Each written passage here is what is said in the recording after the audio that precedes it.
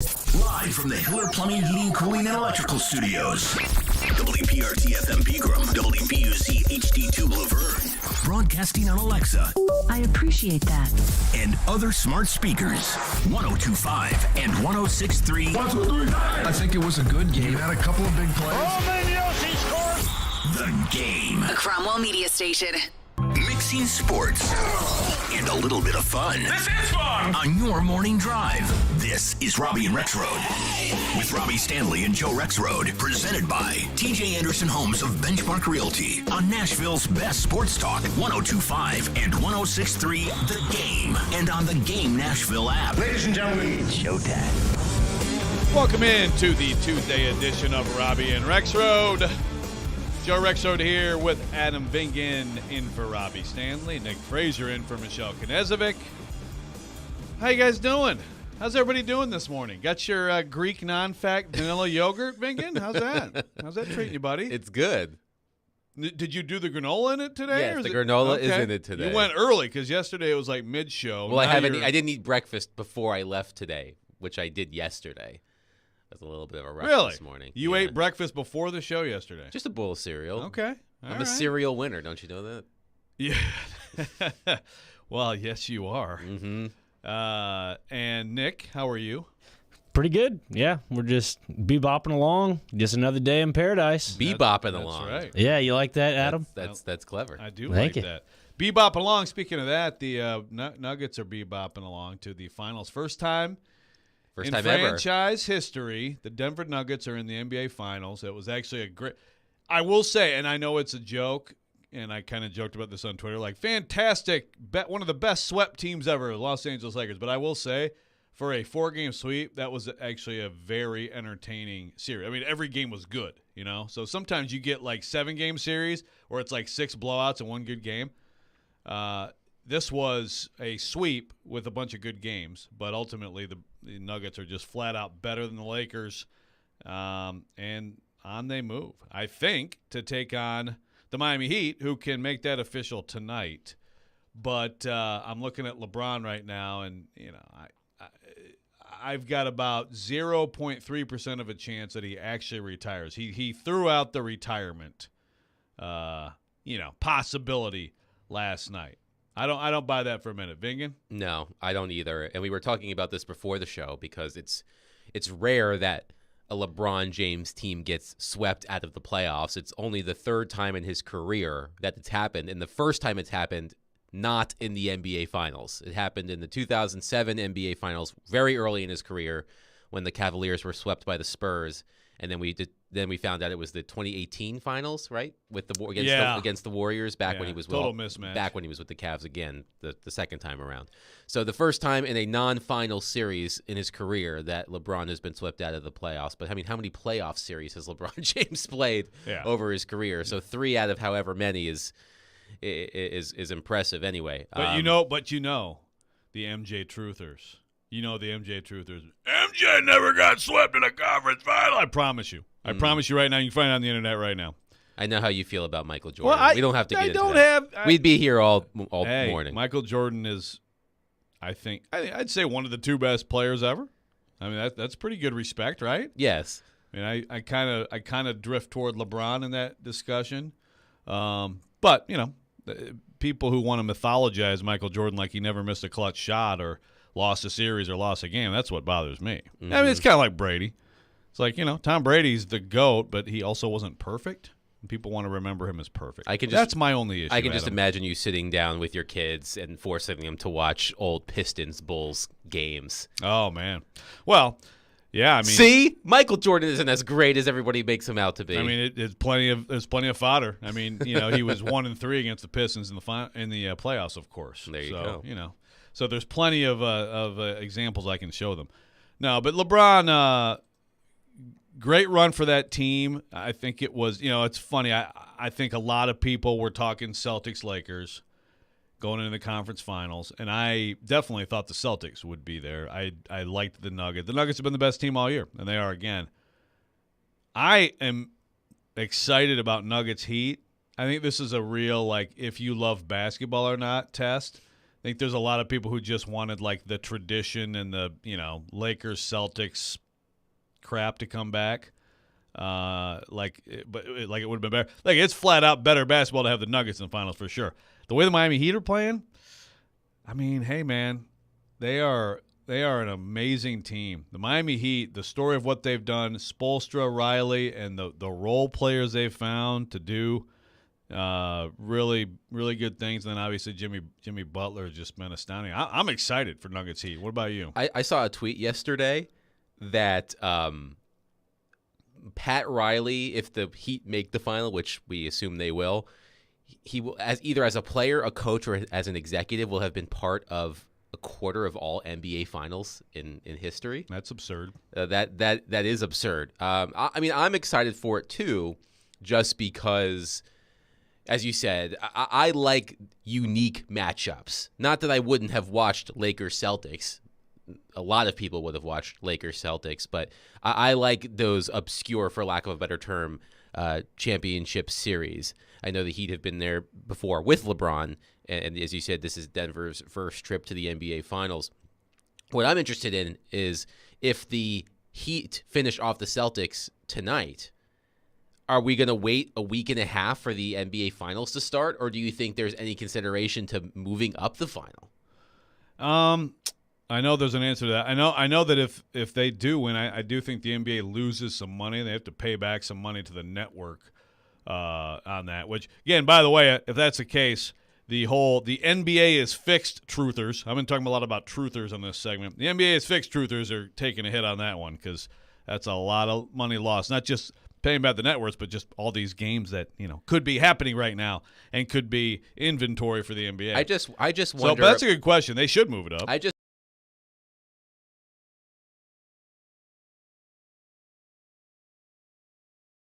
Celtics swept the Heat.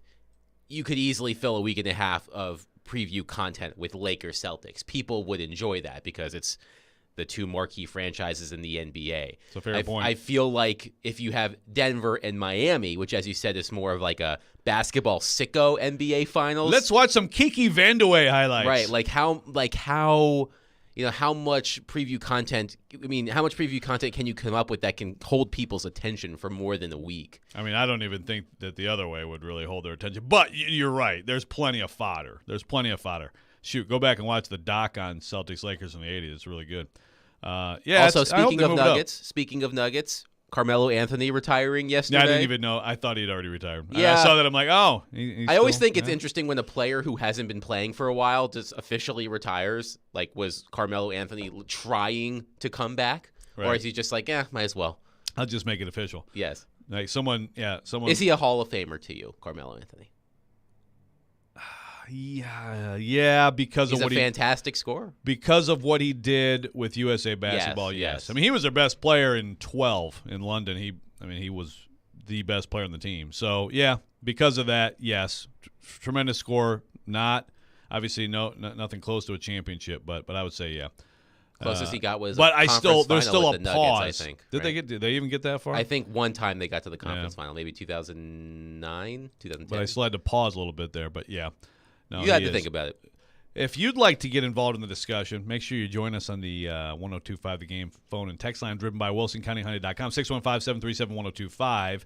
We're here in the Game studio, sponsored by Hiller Plumbing, Heating, Cooling, and Electrical. And Adam, on the other side of the postseason that's advancing deep, Florida. I mean, Florida and Miami. Let's see. We had Florida Atlantic. We had the Canes. We got the Florida Panthers. We got the Miami Heat. These people down there need to enjoy this, and I mean, this is like Boston's run from a few years ago. Like every freaking team is in the finals. It's incredible. But Florida wins 1-0. The Carolina Hurricanes sticks are destroyed going into the locker room, and that one's academic too, basically. My question entering the postseason for the Hurricanes was: would they have enough firepower to get past the top teams in the NHL? And because they lost Andrei Svechnikov before the playoffs. Huge loss. They only had Max Pacioretty for 5 games because he tore his Achilles tendon in the summer, came back, played 5 games, then re-injured it. And they also lost Teuvo Teravainen for a series and a half when he broke his hand. But they scored, I think they averaged almost 5 goals per game in their 5-game series win against the New Jersey Devils. But they have a total of 3 goals in 3 games against the Florida Panthers. Sergei Bobrovsky writing a brilliant redemption story. How about that? The guy has won, I believe, 2 Vezina trophies, but as the highest paid goalie in the league, wasn't even starting the playoffs for the Panthers. When they went on their stretch run to actually make the playoffs, they went 6-1-1 over their final 8 games. He did not start a single game. And he didn't start at the start of the playoffs against Boston. I think he came in game 3 or 4 against Boston, but 10-1 since in his past 11 starts for the Florida Panthers. Good for him. I've really enjoyed the story of the Florida Panthers. I mean, Matthew, it's amazing. Paul Maurice with the line of the night last night, and because they're up 3-0, they can have this sort of levity. Sasha Barkov was injured at one point in the game and did not come back, and then was asked about it. And then Maurice was asked about it after the game, what's the status? Where was he? And he said, "Oh, it's okay. He went to a bar mitzvah or something like that." Paul Maurice. I really enjoyed when I was covering the Predators. Really enjoyed having him in the conference. I mean, in the division with the Jets. Just he's a reporter's dream. Remember that series? It was like we had Laviolette, and then the Jets reporters have Maurice, but we all have it's like, wow, man, there's a huge difference between the Lavi pressers and the Maurice pressers. Yes, hey, someone who has fun. You feel like you learn something when you talk to Maurice. But yeah, it seems academic at this point. Only 4 teams in NHL history have ever come back from a 3-0 deficit. So I wouldn't be surprised if the Hurricanes at least get one out of this series. But I mean, I think the Stanley Cup final is headed to Florida. Yes, and on the diamond, just want to make mention of a few things. First of all, Tennessee softball is a national championship contender, super regional with Texas this weekend, and they are a dominant team, another dominant team for that program. Tennessee baseball today should be about, probably around 12:30 or 1 or so on the SEC Network playing Texas A&M, 7 seed in the SEC baseball tournament. Tennessee has to win that game at least, and probably has to beat Arkansas tomorrow, I think, to host in the first, for a regional NCAA tournament.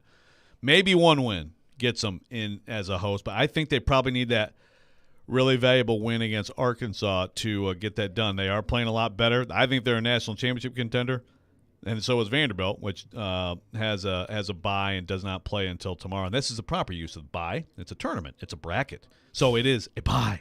Vanderbilt has a bye tomorrow and plays the late game tomorrow, the winner of Auburn, Missouri. But SEC baseball getting cranked up. It's always fascinating, SEC tournament. Do you want to win or not? Like Vanderbilt, I can make the case, head home and don't waste your pitching at all, even if you're – Vanderbilt, I think, is going to host for a super regional. I wouldn't worry too much about this SEC tournament. Tennessee, they got work to do and they have to win. So it's always interesting, this tournament, before the real tournament that really matters, what your approach is. So that'll be interesting. A lot going on. And there is a lot going on. And guess what else is going on? Tennessee Titans today. They have an open OTA. They had OTAs yesterday. We talk about that and some of the things we learned. And also, today we get to go out there and watch. So what are we most interested in watching? What did we find out yesterday? Titans, OTA talk coming up next. Robby and Rexrode, 102.5, 106.3 The Game. Nashville Sounds baseball lives on 94.9 The Fan. Catch every pitch. Swing and a miss, strike 3. Every hit. That's a base hit. Every run. Looking up, it's gone. On your home for Sounds baseball. 94.9 The Fan and The Fan app. Have you ever heard that phrase, less is more? Well, at Harbor Freight, we're all about more for less, because we know you like to do stuff, to make stuff, to improve stuff. That's why everything in our stores, from miter saws to tool chests to cordless impact wrenches, is priced affordably. So get out there and drill, paint, and saw to your heart's content. We just ask that whatever you do it for less at Harbor Freight. Hey, it's Jared from my friends at Hiller. Hiller's Heat Wave Heroes are keeping you from getting burned this summer. If you know your home needs an air conditioning replacement, do not wait until it breaks down. You do not want to be sweating in your home. This month, get a free UV light and free electronic air cleaner when you buy select new HVAC systems. Or get a whole home water filtration for just $59 a month. Or get a new whole home generator for just $139 a month. Call Hiller's Heat Wave Heroes to save the day. Visit happyhiller.com to book. Willie Donick here for Pella Windows and Doors of Nashville. The official brand perception report is in, and the Pella Windows and Doors brand is #1 for the most trusted, most often recommended by others, and highest quality. Nashville area homeowners are very lucky because Pella Windows and Doors of Nashville is one of the top locations in the country. They provide award-winning excellence when it comes to craftsmanship and installation. If you need new doors or windows, I suggest you choose the experts at Pella Windows and Doors of Nashville. Go to PellaofNashville.com. Want to enter the construction field as a career? Make good money and finish with no debt and earn while you learn. Average starting salary over $18 an hour. First year of college averages $10,000. 4 years of our Construction Trades Academy, a total of $800 to $9,600. Applications are open with first-year scholarships available. CTANash.com. ABC Greater Tennessee Construction Trades Academy. Apply today. CTANash.com. Now through Memorial Day, get fantastic deals at Electronic Express. Get an LG 75-inch 4K TV for just $699, or a Frigidaire 4-piece kitchen package for $21.99. Electronic Express has huge savings in every department: computers, appliances, 4K TVs, smart home, furniture and mattresses, and more. Don't miss out on an Acer gaming monitor for just $129, or an HP 14-inch laptop for only $199. Get up to 3 years free financing throughout the entire store. Electronic Express. We make it happen. Want to see our smiling faces? You can watch us on Twitch, Twitter, YouTube, and Facebook Live. We are good to go. Presented by Superbook Sports, voted #1 sportsbook in Vegas. You're listening to Robby and Rexrode. It's part of this nutritious breakfast. Presented by TJ Anderson Homes of Benchmark Realty on 102.5 and 106.3 The Game and the Game Nashville app.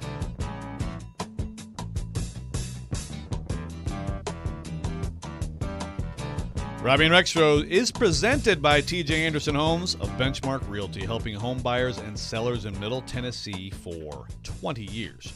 Welcome back in. Robby and Rexrode, Joe Rexrode, Adam Ving, and Nick Frazier.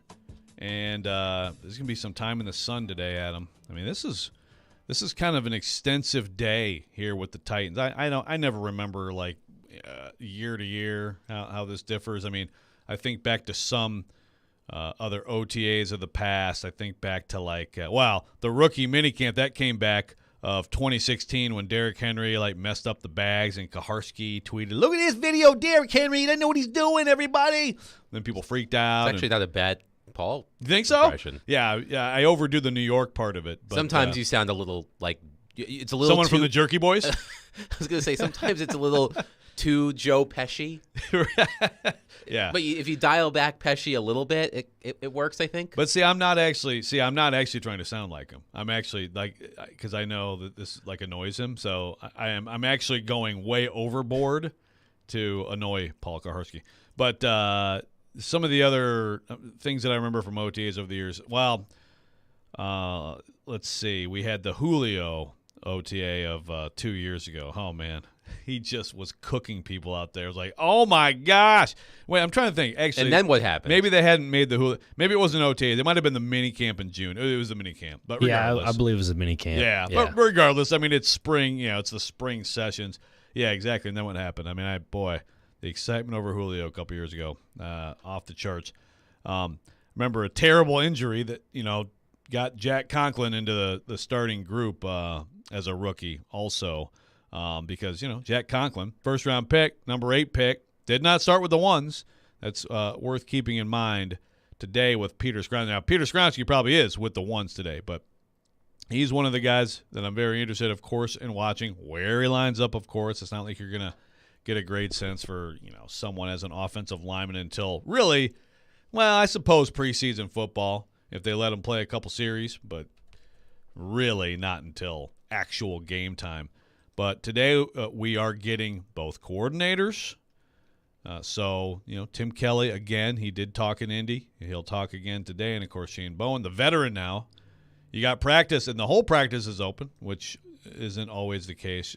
Players available off the field, 2 at the podium, and then finally variable. I mean, you're talking about, almost 4 hours of OTA just enjoyment. You want to come out there with me? You have any interest? Want to pop out there? Yeah. Let me think about that for a minute. Yeah. It gets really hot out there, man. It does. I know it's May, so we're not talking like training camp heat in late July, early August, but I in my times out there, it won't be too bad. In my times out there over the years, I always enjoy how each person who's out there has their own way of trying to stay cool. They have their own uniforms. I'm talking about reporters. Yeah.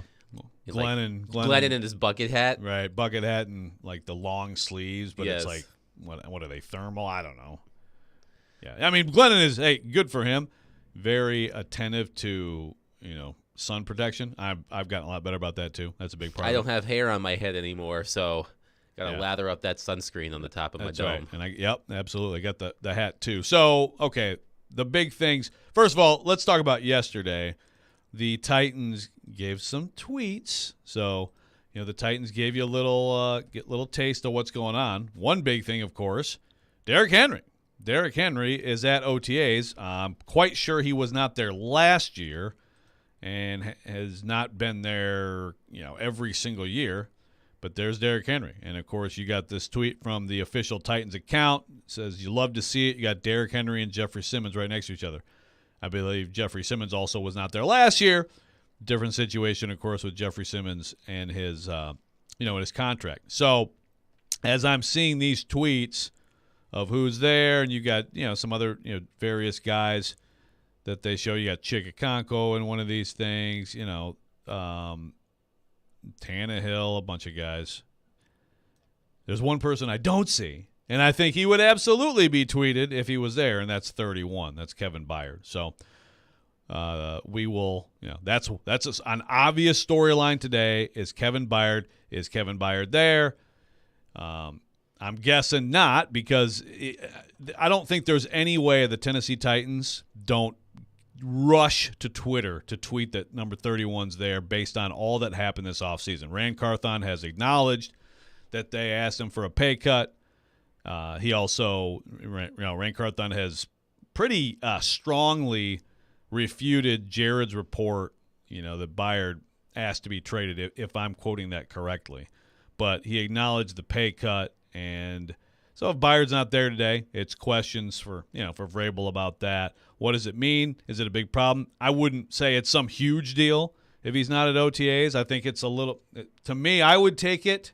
You tell me if you disagree. I mean, I would take it as a little bit of a, okay, well, here's part of the, here's part of the response. And frankly, if I'm Kevin Byard, given all that's taken place and all that is played out in public without me actually talking about it, I'm not super excited about coming to this and being asked questions about it. Obviously, at some point, he's going to be asked questions about it. When he's at mandatory minicamp, that'll happen. But I think probably more than anything, if he's not there today, it's related to being asked for a pay cut.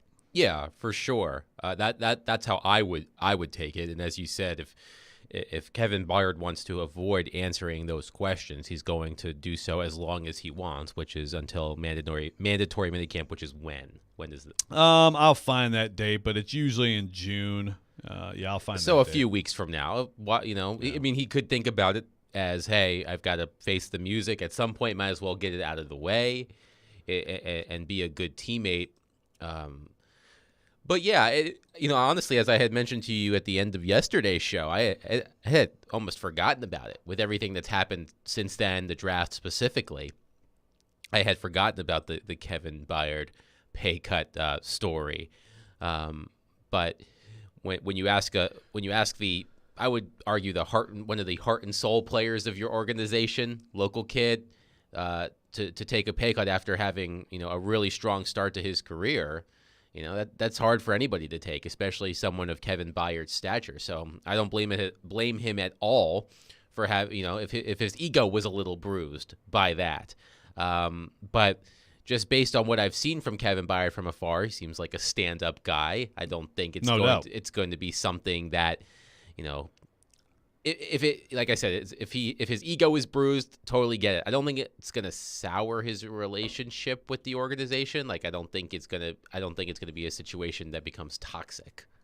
No, I mean, I don't think so either. He's a pro. He's absolutely a stand-up guy. He's been one of the leaders of this team. I mean, look, Byard and Tannehill now for a few years really have been kind of the spokesman for this team when things have gone on. Jeffrey Simmons has emerged as leader. Derrick Henry's a leader too, but really it's been Tannehill and Byard. And, yeah, I don't think it's – I mean, look, Byard understands this league. I mean, he's been here a long time. I mean, you said start to his career, but he's been a while. He's been here for a while. I mean, he's the draft class of 2016. I mean, he's coming up on the twilight, but he's still an excellent player. I don't blame him one bit for quickly rejecting the idea of taking a pay cut. But I also don't think this is going to be something that lingers. I mean, he's been with Vrabel for a long time, and he wants to win as much as anybody in that building. So. The thing is, I can guess people who might make a big deal. I mean, last year, Jared made some huge, just screaming and crying about people missing OTAs. I mean, especially on the defensive side of the ball, where really it's continuity and everybody knows what they're doing. It doesn't mean much, man. It doesn't mean much at all for Kevin Byard to not be here for OTAs. He'll be there for training camp. He'll be there for minicamp. By the way, minicamp is June 6th through 8th, or at least the open portion. For us, is June. I think that's the whole thing, though, June 6th through 8th. So at the same time, it's a little bit uncomfortable for the Titans if he's not there today, and we'll see what Vrabel says. But there's a lot more, of course, and we will get into that. The obvious position, and there's an NFL change, by the way, which makes things a little bit interesting at that position. We'll talk about that next. Robby and Rexrode, 102.5, 106.3 The Game. 102.5 and 106.3 The Game has an all-star lineup Monday through Friday. Batting first at 6 a.m., it's Robby and Rexrode. Yeah, you take that.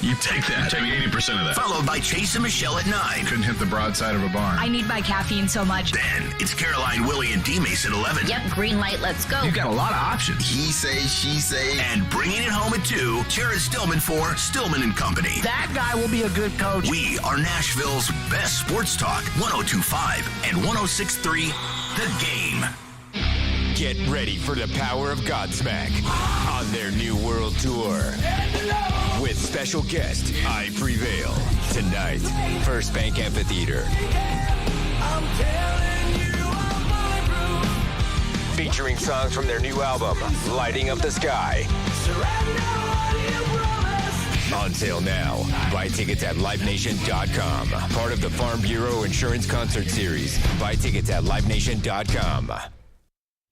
20 years ago, when Genesis Diamonds came to Nashville, this was one of the most expensive cities in America for diamond jewelry. Our radical approach and no middleman pricing changed that forever. And now we're doing it again, this time with lab-grown diamonds. We were shocked to find out what the other mall stores and the other big radio advertisers were charging. They sell their platinum 4-carat VS2 lab-grown earrings for $15,720. We sell them for $6,900. Their 3.08-carat lab-grown round diamond with G-Color VS2 clarity is $10,045. We sell it for $5,900. Looks like they might be going back to the old ways. If they're charging this much on lab-grown diamonds, kind of makes you wonder what else they're selling at the same outrageous markup. Nashville, we are not going backwards. At Genesis Diamonds, our non-commissioned trusted advisors are here to give you all the information with details you can trust and prices you can count on. Genesis Diamonds, Green Hills and Cool Springs. Golfers, swing into Edwin Watts Golf Shops. We've been serving golfers since 1968. Let us help you find the hottest gear from bags, balls, shoes, and apparel. All in stock at the best prices. Come in and test drive the latest arrivals from Titleist, TaylorMade, Callaway, Ping, and more. While you're there, get custom fit by one of our golf experts. Edwin Watts Golf Shops, home of the 90-day satisfaction guarantee. Shop us in store or online at EdwinWattsGolfShops.com. Mom, we're out of potato chips.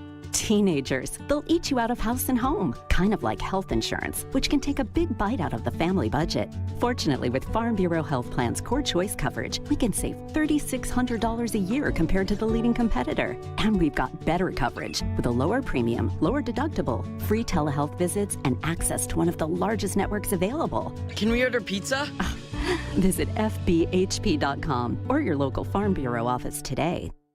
Easy Cater presents We've Got Your Back, Up Singers. Backing you up So I ordered Mexican for my team at work. with vegetarian options for Jerry. And I'm in a meeting and I remember Jerry's vegan. Love the cheese. So I text Easy Cater and they reply, no prob, we got this. Gonna fix it for ya. Sometimes I get vegetarian and vegan confused, kind of like Austria and Australia. Geography is not your strong suit. Dietary needs? Easy Cater has your back with over 100,000 restaurants. Order 24/7 on easycater.com and know. We got your back.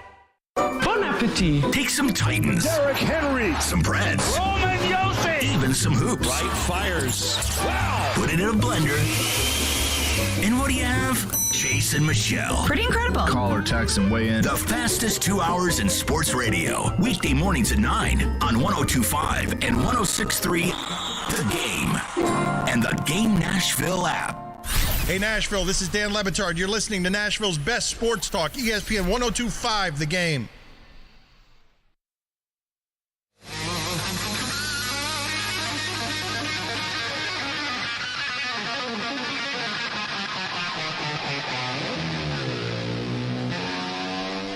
Welcome back in. Robby and Rexrode, 102.5, 106.3 The Game. Joe Rexrode, Adam Vig, and Nick Frazier talking Titans OTAs today, Adam. And I think quarterbacks might be of some interest today. So you've got, obviously, Tannehill's out there. You're going to have Malik Willis, I think. I mean, certainly I would think that Malik Willis will be there. I did not see tweets about Malik Willis yesterday.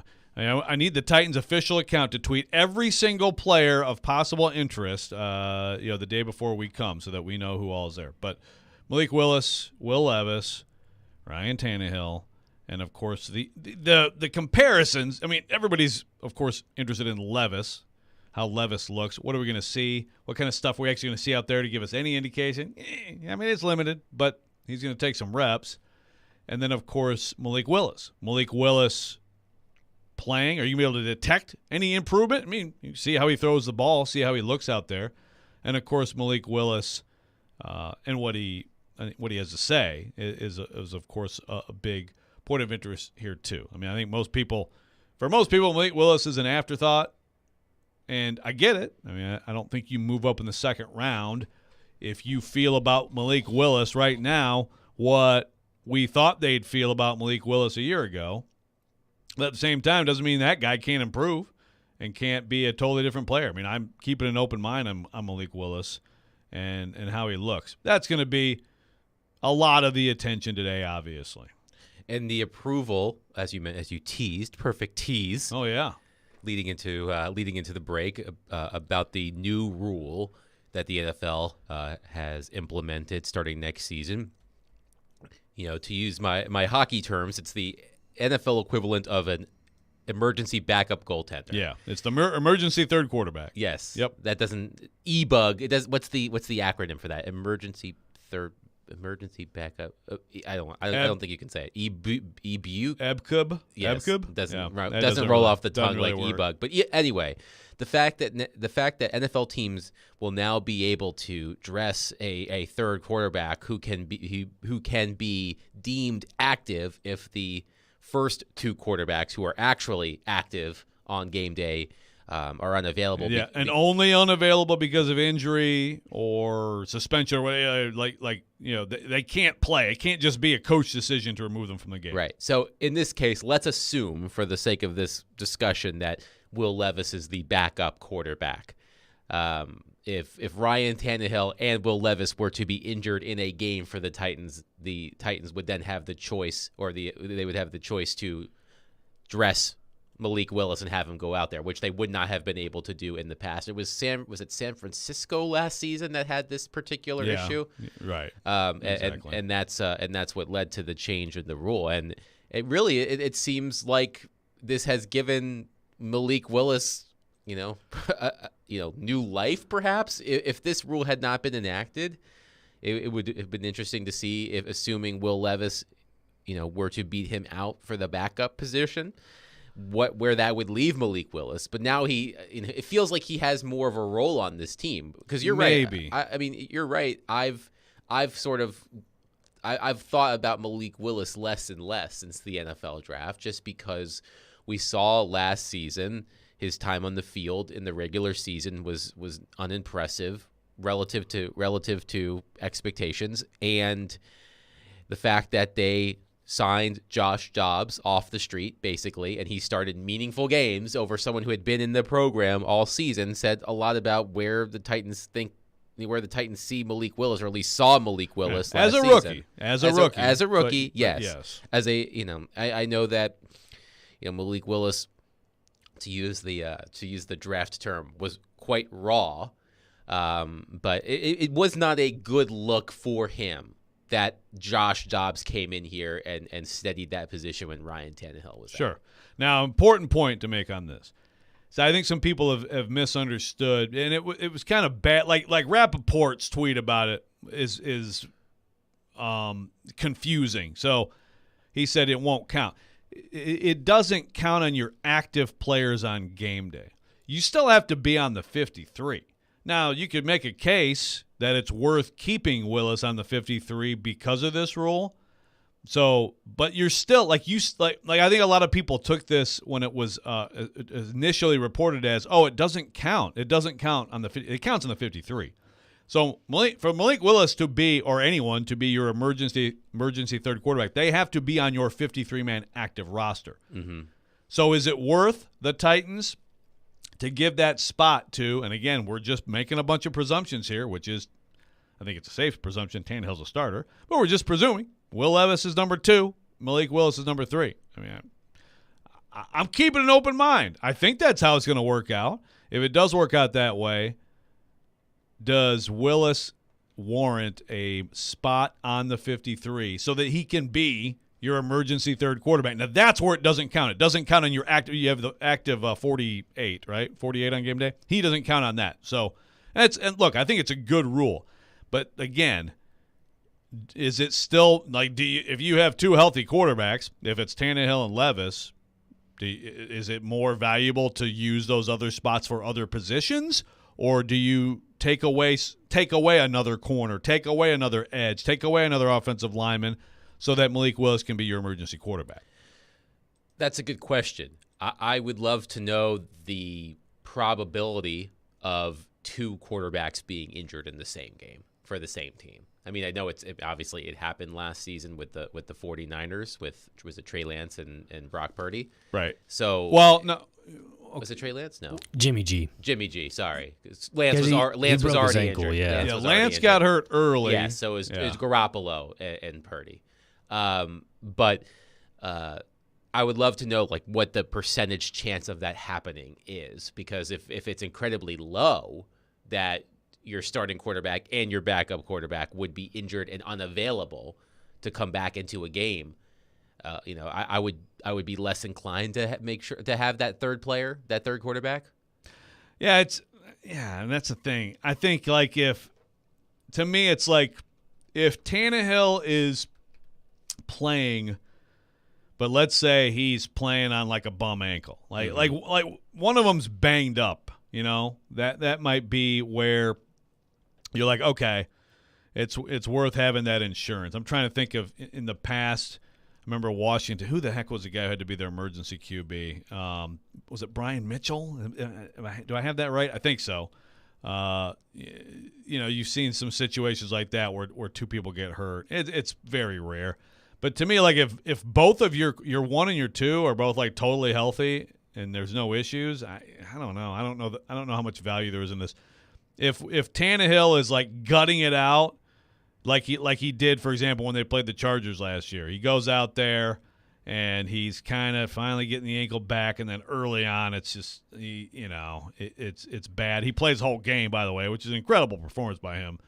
But if he is banged up, then I guess I could see using this. But I don't know. I don't feel like this is going to be utilized too often by teams. I could be wrong. To clarify, by the way, it was Brock Purdy and Josh Johnson in that game. So Purdy was injured. Josh Johnson came in, entered concussion protocol, and they had to put an injured Purdy back into the game. And he couldn't throw. Right. I mean, basically, it's like he could have thrown like a 2-yard screen. Right. Know? Yeah.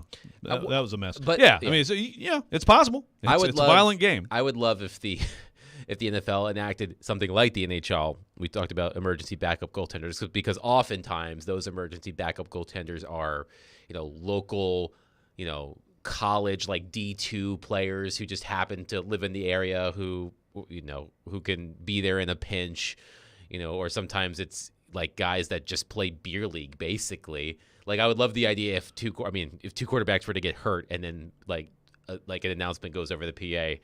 Any quarterbacks available? Is there a quarterback in the house? Please report to the field. And Keanu Reeves shows up. It's like, I played. I play in a flag football league on the weekends. All right, you're in. That would be funny. But Austin from Clarksville says they did tweet Malik's picture, so I missed that. I apologize. Okay, way to not keep up on all of the pictures tweeted. Yeah, the Titans Twitter account very active. Still in the glow, the afterglow. I was going to say they're still riding high from their excellent schedule video. I would like to say one thing. It's been a couple weeks since it came out, but I just want to say one thing as it relates to schedule videos. Okay. The reason why that one, the Titans one where they were doing the man on the street interviews on Broadway worked so well is because it was a phone and a little teeny tiny microphone. This is almost like a Vingan rant here. Yeah. But the overproduced 10-minute schedule videos that come out with all the celebrity cameos, I could do without that. Like, we're not creating a short film here or a music 10 video. minute? Who did that? The Jaguars did a 8 to 10 minute schedule release video. Oh God! Like I heard it was funny. They're so extra. I heard it was funny. Todd from Jacksonville. And then I went to look for it, and then I saw on the Twitter, they have the time of the video down at the bottom. It was like 8:57. It's like I'm not watching a 9-minute video about a schedule. And it's just a bunch of people going Duval. What are they doing? I don't remember. But the point is, the reason why that Titans video was so great was because it was just so simple. Like, these teams are trying to one-up each other with a schedule video, which I don't really understand because we know the schedule in the sense that we know who they're playing. Like, if it'd be one thing if we had no idea who the opponents were on top of the dates, but it's just we need to know what order we're playing these teams in that we've known for 6 months. Hey, man, don't question it. The NFL makes huge news out of everything. Anyway. I'll say this. You say you don't get it. Hey, you know what? That's the most attention the Titans have had around the NFL, like for a long time. I'm because of their social media team. I'm praising that one right there. Like, but the one where they were at Robert's Western World, that they didn't like. Why do two? Just do the one. Yeah. That's a good point. What was that? I started to watch that one. I'm like, well, this is not what I wanted to see. What are we doing here? Yeah, the overproduced, like, short film type schedule release ones, like, you don't need to do that. Fair enough. Mini Vingan rant noted. And when we come back, Chuck has a good question about Malik Willis and his role. And there are other positions that actually matter today. Titans OTAs coming up next. Robby and Rexrode 102.5, 106.3 The Game. We are Nashville's best sports talk, live and local from 6 a.m. to 6 p.m. When you want the national Hey. I got this. I'll take it from here. Okay, go ahead. Dying to hear this. We have the best national voices that you'll find anywhere. Who was more deserving of being thrown from their game? I'm odd, so I get the odd picks. They have a new coaching staff. It's not a bad scenario for them. We are 102.5 and 106.3 The Game. And 94.9 The Fan. Baseball fans, your home for the best baseball action is 102.5 The Game and 94.9 The Fan with the ESPN Game of the Week and the Nashville Sounds. It's all brought to you by Superbook Sports, the #1 sports book in Vegas. Download the Superbook app today. Now through Memorial Day, get fantastic deals at Electronic Express. Get an LG 75-inch 4K TV for just $6.99 or a Frigidaire 4-piece kitchen package for $21.99. Electronic Express has huge savings in every department: computers, appliances, 4K TVs, smart home, furniture and mattresses, and more. Don't miss out on an Acer gaming monitor for just $129 or an HP 14-inch laptop for only $199. Get up to 3 years free financing throughout the entire store. Electronic Express. We make it happen. Do you have a VA loan? In this housing market, homeowners with VA loans have access to a ton of instant cash. Hey, Willie Donick here. Do you need cash to pay off credit cards and other high-interest loans? How does a check for 80 or 90 grand sound right now? Loan Pronto is helping veterans every day get the money they need with a quick and easy zero-cost cash-out refi with zero closing costs. With a VA loan, it's really cool because you can access up to 100% of your home's value. That's 100%. Use that money to pay off credit cards, home equity lines, car loans. Consolidate all your payments into one check per month and close in 2 weeks. Most homeowners who do this end up cutting their overall monthly payments by $800. And Loan Pronto's all-digital process makes it fast and easy. They're doing loans with super low APRs, and they love working with veterans. Call now. See what your options are. Call Loan Pronto, 615-499-5780. That's 615-499-5780, or go to loanpronto.com. Equal housing lender, NMLS 1661781, subject to lender approval. For more than a century, AM radio has evolved to meet the needs of our community. In their car, at home, or on the job, more than 80 million listeners depend on AM radio each month. AM radio is also the backbone of the emergency alert system, which keeps us safe in dangerous times. It's reliable, free, and public safety depends on it. Text AM to 52886 and tell Congress we need AM radio in cars. This message furnished by the National Association of Broadcasters. CMA Fest is happening in downtown Nashville, June 8th through 11th, with dozens of performances by many of today's hottest black country artists, including K. Michelle, Chapel Hart, the TSU Aristocratic Bands, Breland, and many more. Proceeds benefit the CMA Foundation and music education programs. Visit CMAFest.com for details. Hello there. My name is Seychelle, and what makes the Chick-fil-A chicken sandwich original to me is the punch of flavors that's unlike any other. You get the crispy tenderness of the chicken and that hint of sourness from the pickles. Ta-da! Hey, I'm Juan, and what makes the Chick-fil-A chicken sandwich original to me is you're gonna get chicken that's crispy, golden, and juicy. This is the gold standard of chicken sandwiches. Order the original Chick-fil-A chicken sandwich on the Chick-fil-A app today. Real customers paid for their testimonials. You're listening to Robby and Rexrode, presented by TJ Anderson Homes of Benchmark Realty on 102.5 and 106.3 The Game and the Game Nashville app. Welcome back in, Robby and Rex. So 102.5, 106 to The Game. Again, jump in on the text or phone line if you want to get on the discussion. Driven by WilsonCountyHyundai.com, 615-737-1025. Talking Titans right now. Chuck has a question on that text line, and it is, does Willis have the ability to run scout, emulate the other team's offense? Yeah, that's typically the backup quarterback's job. So, yes, and he did that last year. So, if Malik Willis, let's say he's on the practice squad this year, then, obviously he can do more of that stuff as well. But again, the backup quarterback for a lot of NFL teams just does that stuff. If you got another quarterback on the practice squad, great. Now, you can have, sometimes you react to skill set of the quarterback of the particular week, right? But yeah, that could be part of his job. He could be on the practice squad this year. The Titans could cut him, and they could expose him on waivers, and it'd be very interesting if that were to happen. With this rule, does it increase the possibility that some other team out there would look at Malik Willis and say, you know what, let's take a flyer on a third quarterback. He's young. There's ability there. Put him on the active roster. And then he can also be, the emergency quarterback that doesn't count in the active player group on Sundays. So maybe there's a little less chance the Titans could cut him and get him back in the practice squad. I think if they cut him and he cleared waivers, I think they'd probably bring him back to the practice squad, would be my guess. And again, I'm just presuming that Malik Willis is just the clear number 3. I'm trying to keep an open mind. I think everybody should keep an open mind because it is possible. Some people can't wrap their mind around people who are professional athletes improving dramatically, but it does happen. I just want to say this just reminds me of when I correctly predicted last summer after the first preseason game that Malik Willis would be the backup quarterback instead of Logan Woodside. Oh. Do you remember that? I think I do kind of remember that. Yeah, I was kind of bullish on Logan Woodside still going to be QB2. And by the way, I think you could go back and good job on your part. Yeah. But I think I was right that it should have been Logan Woodside. As limited as he is, yes. Malik Willis is not ready to play football in the NFL last year. Doesn't matter how it transpired. Was not ready to quarterback a team. It doesn't matter how it transpired. It only matters that I was right originally. That's how this works. And you were right.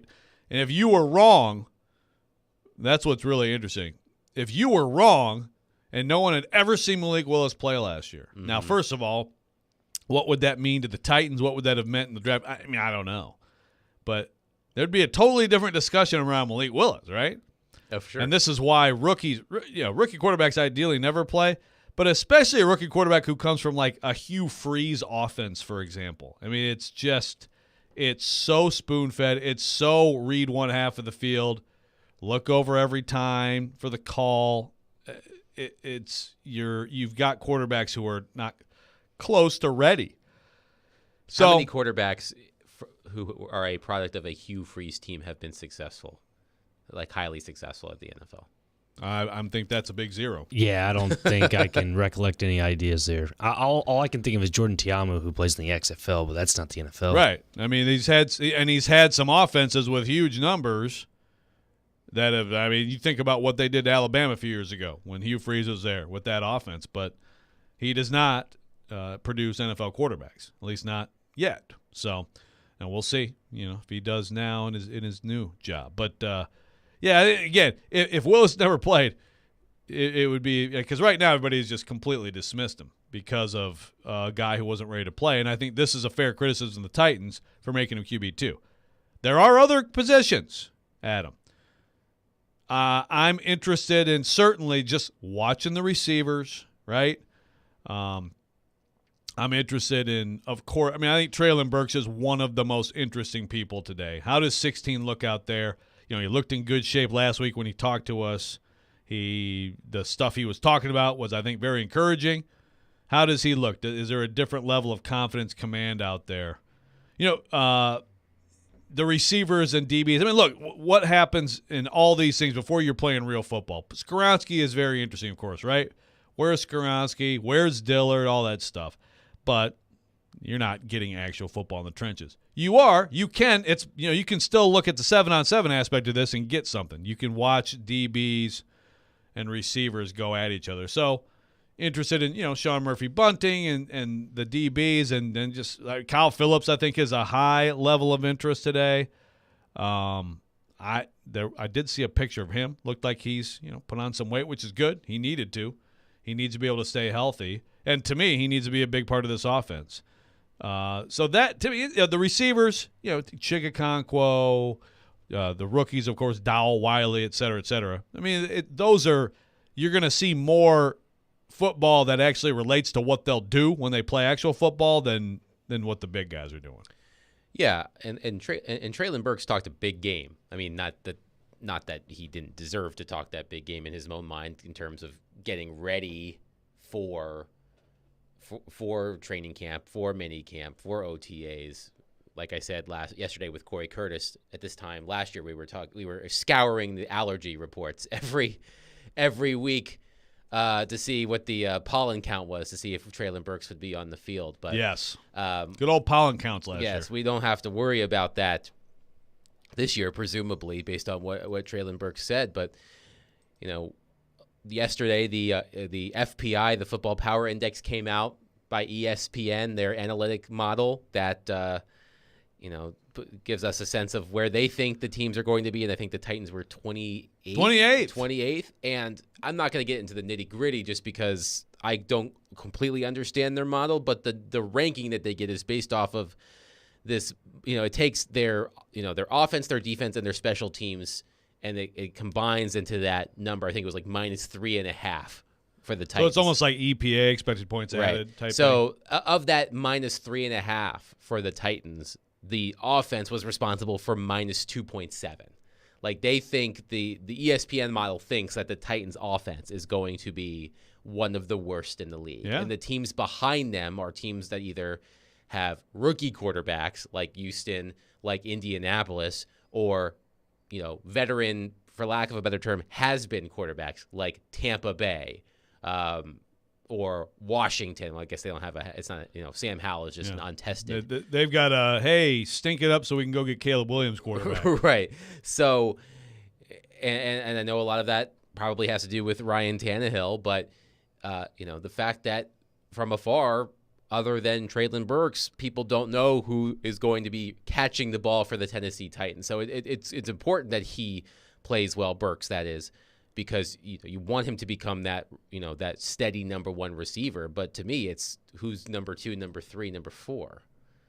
That's what I would be looking at. Yeah. Well, yeah, no, and that's where Phillips. Look, we know Nick Westbrook-Akine. We know what he is. I think he's going to be a key player for this team this year. But Burks, his improvement year 1 to year 2. Phillips, his improvement. Dowell, does he look like a guy who actually could go out there and play? I mean, McMath to me is really interesting. Racing McMath, I think it's a big year for him. Chuck says, or Ty says, if Malik shows a marked improvement from last season, you have to keep him. You can't practice squad him and expect to keep him. Too much potential. You may be right. Again, maybe this rule change prompts another team out there to be a little bit more interested. Again, he still has to take up a spot in the 53, and you can still make the case. There's too much going on in the 53 to do that, but I think you may be right. Wes in Clarksville says, Josh Allen wasn't good when he was a rookie. Malik looked bad, but he had no receivers, bad O-line, crappy coordinator. Yeah, no, look, I understand all that, but I mean, if you could still look at the contrast between obviously Tannehill and Malik, but if look at the contrast between Joshua Dobbs and Malik. He had the same no receivers, bad O-line, same coordinator. He comes in cold and is like, okay, looks like a quarterback who can run an NFL offense. So, again, he wasn't ready. Had him close to winning winning into the playoffs game. Right. Josh Dobbs. Yeah, no, he had him really a play away from winning the division. Mm-hmm. Now, Josh Allen, I agree. Josh Allen is a great example of probably one of the prime examples of someone in this league appearing to improve dramatically at the most important parts of the most important position. So now I think he may end up being a little bit of an outlier, but he serves as a great example. I mean, I think Josh Allen is a big reason why an Anthony Richardson goes number 4 this year, because it's like if you have that much ability, even if right now it's not refined, sometimes you just have to go ahead and do that. And this unnamed texter said, quote, I'd rather watch the AHL playoffs. Hey, I'm glad we almost got through an hour. I was going to say. We almost got through an hour. Can we get through an entire show without mentioning the Milwaukee Admirals? Jared did 2 segments on the Admirals yesterday. 2. Wow. And what, he thought you said the play-by-play guy was ripping him? What is he talking about? So yesterday we were talking about the reaction to Jared's take on the Admirals. And I said that the play-by-play of the game on Twitter, and maybe I wasn't clearer enough, obviously, but the play-by-play on Twitter ramped up purposely because people wanted to annoy Jared. Oh, yeah, or stick it I to remember Jared. you saying that. But he thought he took that I as meant that saying the play-by-play announcer Aaron was ripping him? Sims, who is the Admirals radio play-by-play voice, was sticking it to Jared in his play-by-play. And he actually, listened to 2 of the goal calls to see if he said something bad or alluded to Jared. God. Quit being such a narcissist, Jared. Yes. Jeez, unbelievable. I was driving Arlo to the playground when I heard that. I was like, what is he talking about? So I had to go back while Arlo was climbing the jungle gym. I was listening to the podcast of our 3rd hour yesterday, being like, what did I say that made Jared think that? And I found it quickly, at least. Jared pulling you away from quality family time. Very sad. All right, when we come back, we got Ben Arthur from Fox Sports. We're going to talk more Titans OTAs, but also go around the AFC South. Robby and Rexrode, 102.5, 106.3 The Game. ElectronicExpress.com. We make it happen. Attention all fire and safety line experts. Middle Tennessee's fastest growing fire protection company is looking for experienced service technicians, designers, and sprinkler system experts like you. Tired of working for a large corporate employer? Work for a company where you're more than just a number. Jarrett Fire Protection is owned and operated by Nashville natives and wants to invite you to grow with their amazing team. Hi, I'm Jason Jarrett, owner of Jarrett Companies. I'm looking to hire experienced sprinkler experts and will offer a sign-on bonus of up to $5,000 for certified professionals. In addition to our great benefits that include a 401k match, PTO, and top pay with annual bonuses, we will also provide you with the top-of-the-line tools, trucks, and equipment that you need to grow your career. Our customer base is large and business is booming with many opportunities for advancement. Give us a call or go online to jarrettfire.com and apply today to become a member of our family and protect our community. That's JARRETT fire.com. Jarrett Companies, where we are above and beyond industry standards. Keep listening to 102.5 The Game for your chance to win a pair of tickets to see Dave Matthews Band at Bridgestone Arena, Friday, May 26th, courtesy of Green Trees Company Dispensary. Listen for your cue to text to win DMB tickets from The Game and our friends at Green Trees Company Dispensary. The Low Post Podcast with Zach Lowe. Tatum, I think at worst, he's third in MVP right now. He's playing defense at a borderline all-defense level. He's too young for these conversations to really start in earnest. If he's a Celtic for life for most of his career, he has a chance to be historically, for the one of the two historic giants in the league, as great as any player who's ever worn that uniform, including Bird. Check out the Low Post Podcast on the ESPN app or wherever you listen to podcasts. I'm Scott Trout, attorney and CEO of the domestic litigation firm Cordell & Cordell. We help men deal with the life changes triggered by divorce, such as child custody and property division, among many others. But life changes also occur after divorce. These changes can make parts of your existing court order irrelevant. If you feel a modification to your court orders might be necessary, talk to us at Cordell & Cordell. We're a partner men can count on. Schedule an appointment with one of Cordell & Cordell's Nashville area attorneys. 810 Crescent Center Drive, Suite 160, Franklin, Tennessee, 37067. Two guys drove to work. Neither guy wore a seatbelt. One guy got a ticket. One guy didn't. The same two guys drove home. One guy wore a seatbelt. One guy didn't. One guy made it home. The guy not wearing his seatbelt didn't. Don't risk it.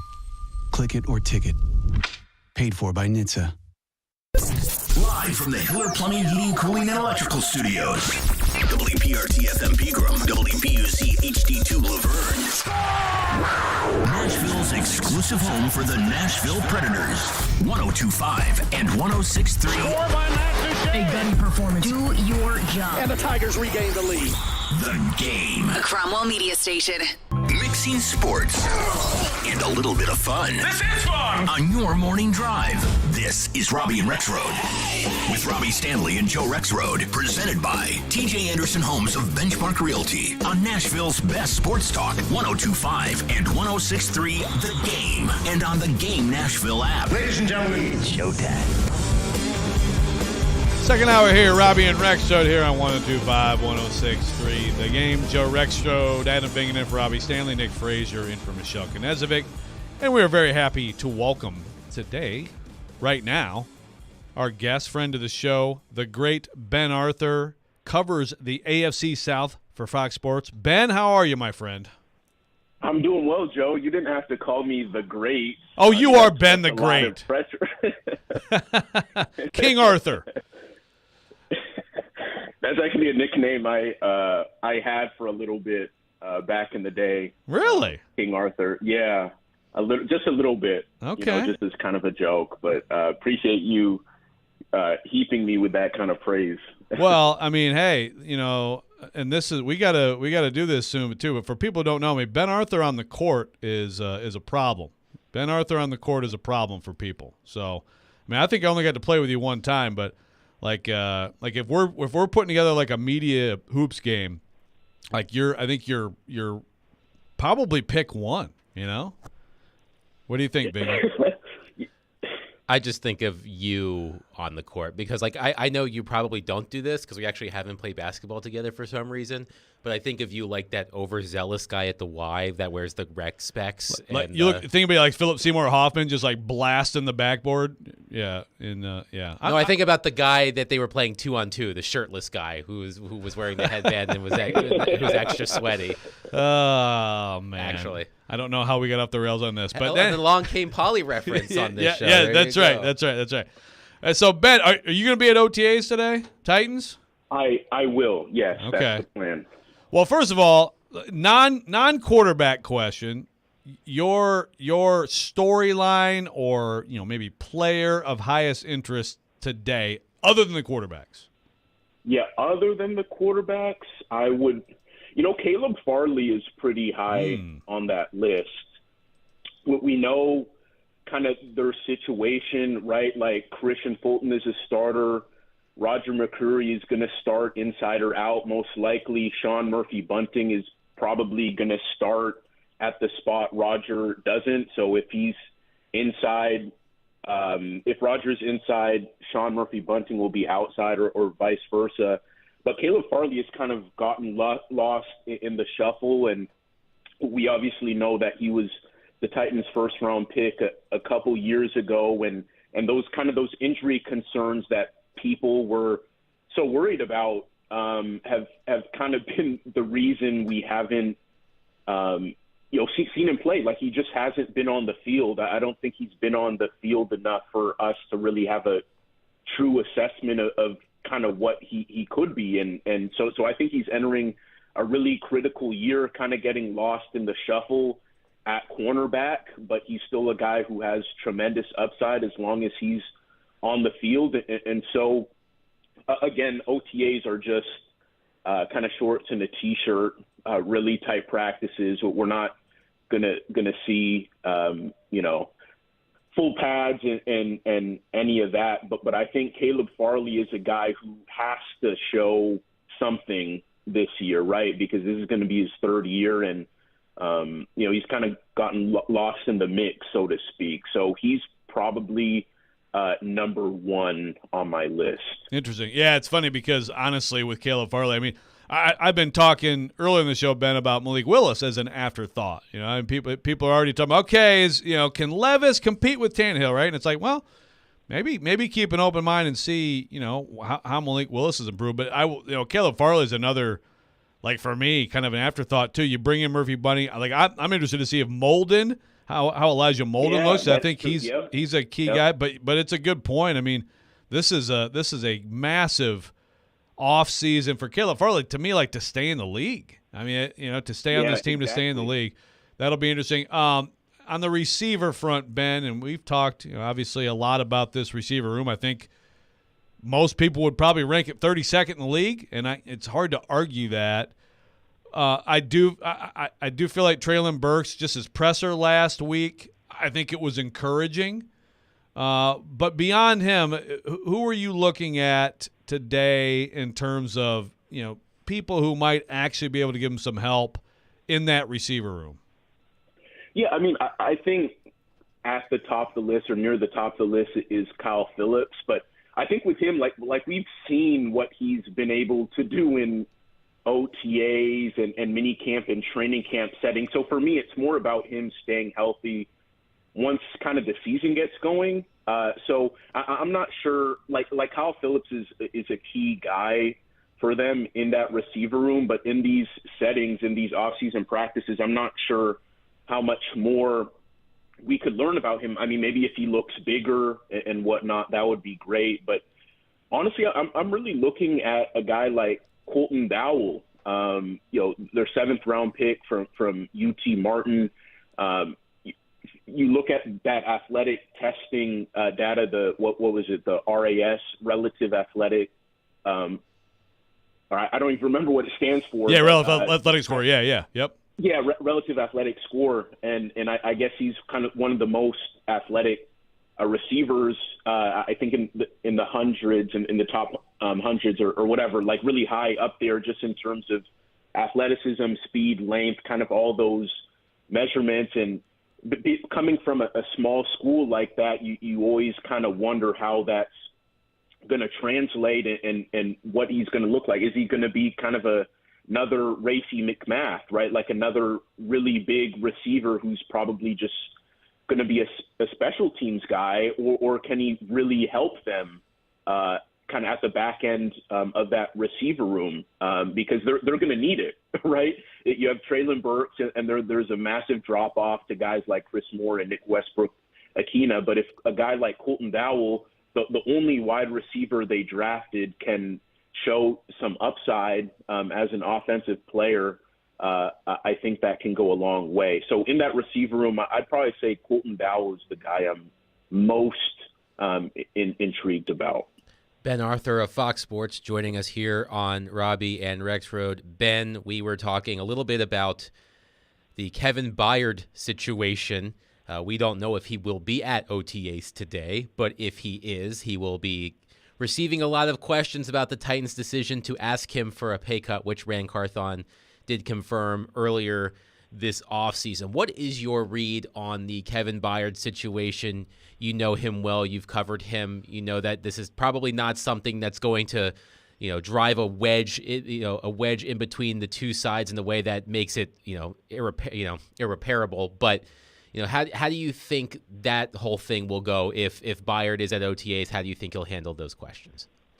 Yeah, I mean, if Kevin Byard is there and we get the chance to ask him questions, I mean, I'm sure he'll be a professional about it. I mean, Kevin Byard is professional in everything he does, right? He handles everything as a pro and with class and respect, and just from the outside, and someone who's gotten to cover him. I mean, I'm sure that there was a kind of a feeling of maybe hurt or disrespect when the Titans approach you about taking a pay cut when you're still at the top of your game, right? You're still one of the best safeties in the league. From the Titans' perspective, I guess you kind of understand that their need to kind of cut costs and whatnot.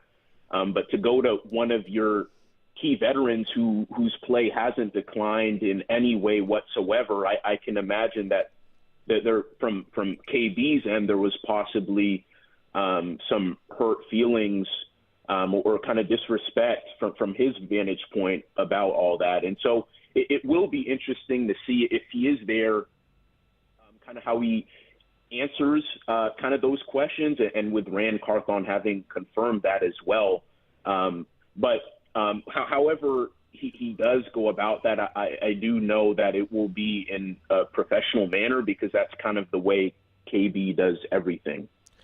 Around the AFC South, outside of Nashville, obviously a lot of intrigue, specifically in Indianapolis with Anthony Richardson, and Houston with C.J. Stroud, or Bryce Young, sorry, right? Bryce Young or Stroud?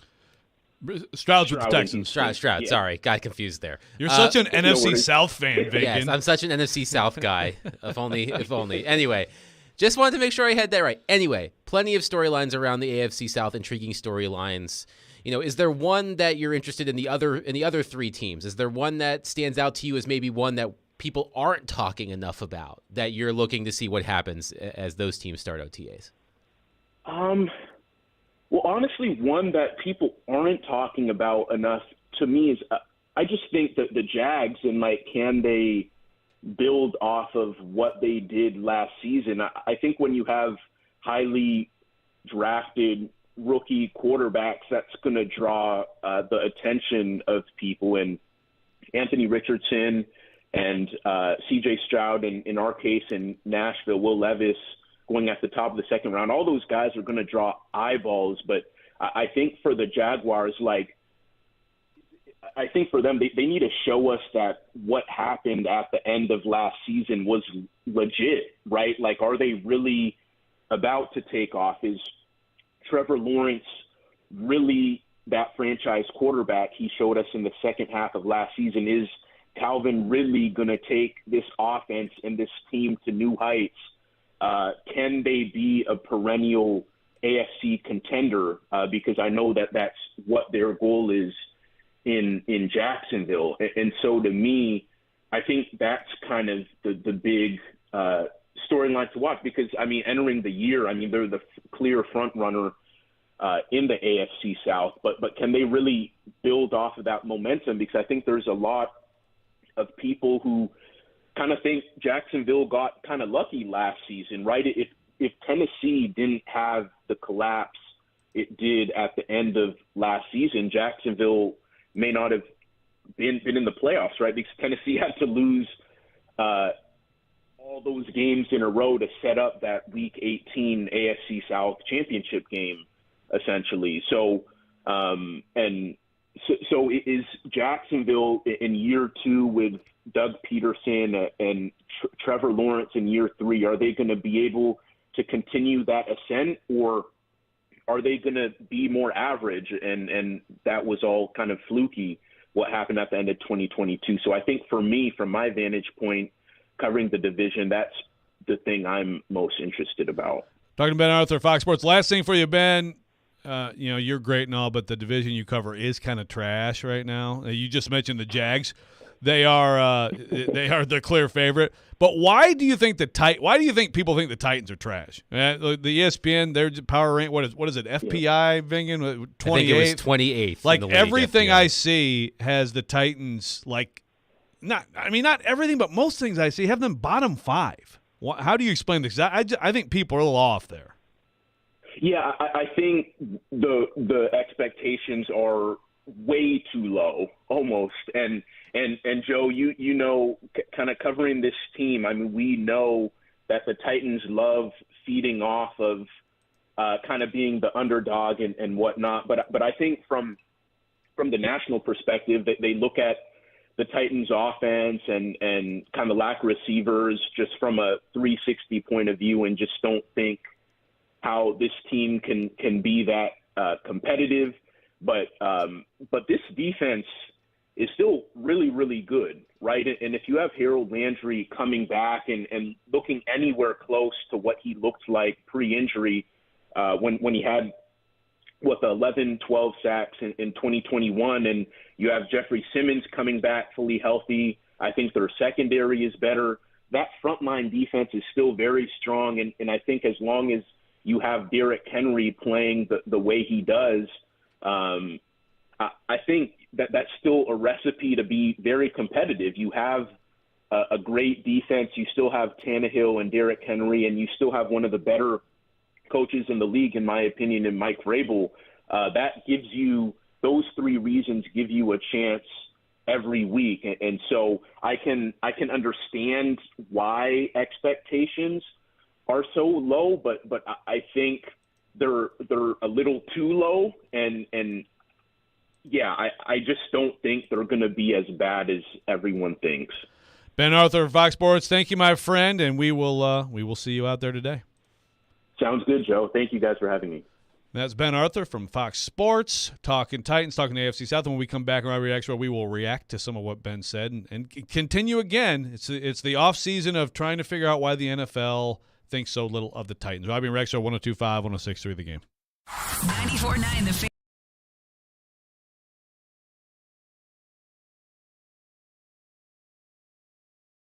Strike 3, Sounds win. Pre-game at 6:20. On your home of Nashville Sounds Baseball. 94.9 The Fan and The Fan app. Now that you've taken on that big job, you shouldn't have to settle for the big box. You've earned a trip to Northern Tool, and we're ready for the details. We know all about the little things that make the biggest difference. Maybe that's why they call us a problem solver's paradise. From pressure washers to power tools, pallet jacks to push carts, Northern Tool and Equipment carries the brands you depend on, like North Star, DeWalt, Milwaukee, and Strongway. We're made for this. Come see us in store or shop online at northerntool.com. Whether you're popping the question or ready to say I do, there's only one true jeweler to shop for your one true love.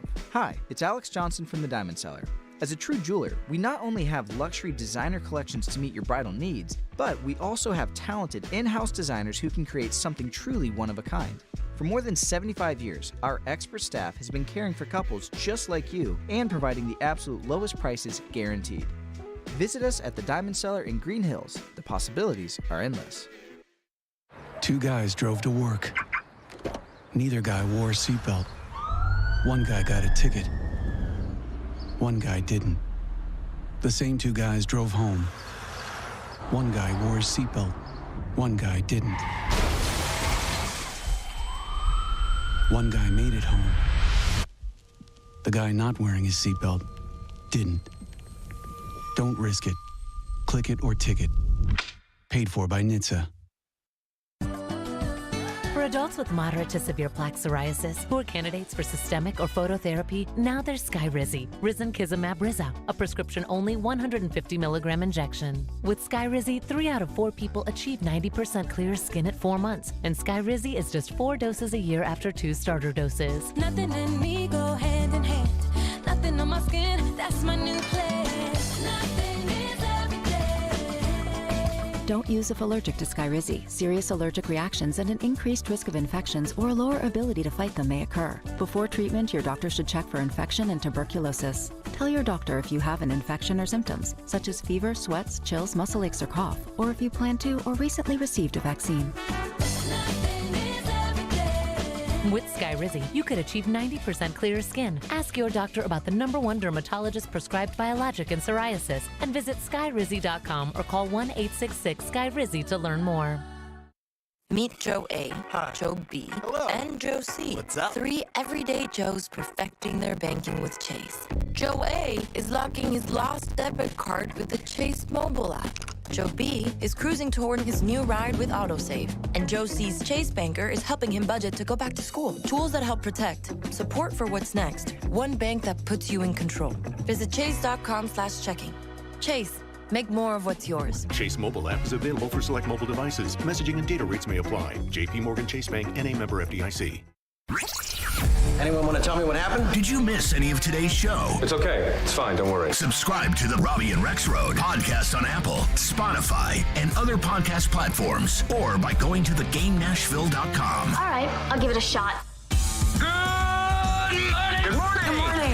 You're locked into Robby and Rexrode, presented by TJ Anderson Homes of Benchmark Realty.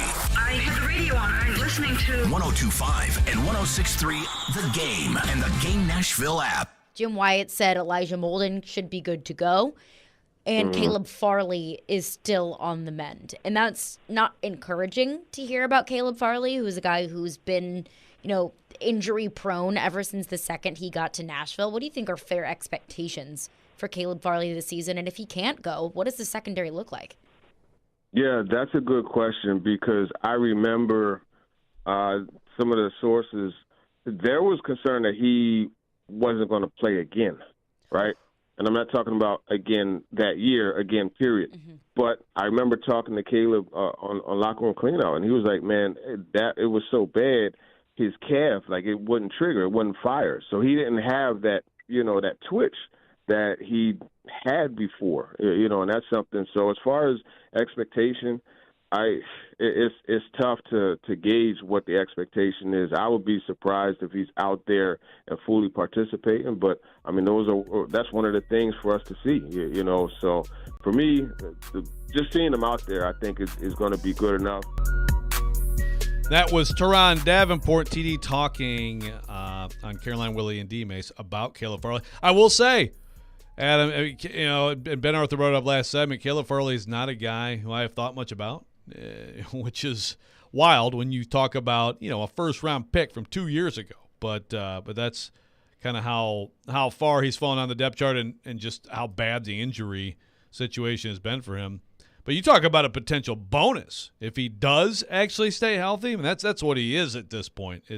Can he be some kind of a bonus, a depth piece? Look, I mean, Caleb Farley was very good actually for a lot of training camp. Whether people want to believe that or not, he actually was. I mean, he was trending to be a receiver or a cornerback who could play some football for you, and was working with the ones. And yeah, he got torched one day by Racey McMath, and he got kind of supplanted by Roger McCreary. But he looked pretty good in camp. Then he gets in games, and I don't know. He's at this point not a lot of sample size, but just a guy who has just really struggled in games to execute, and to avoid like killer mistakes. I still think that there is talent and ability there.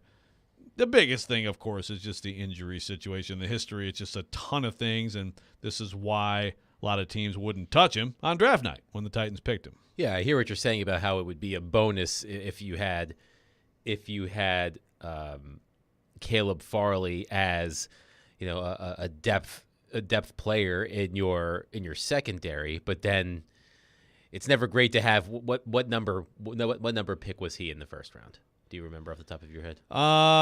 2021, right in there, something like that. Right, to have a number 20 or 2021 first round pick as a depth player, like it's. Oh yeah, it's. I mean, So that's why there's a new GM here. Right, you can spin it in the way that isn't it great to have someone with first round talent as a backup on your team, but Caleb Farley is dangerously close to the dreaded B word in the NFL, and that word being bust.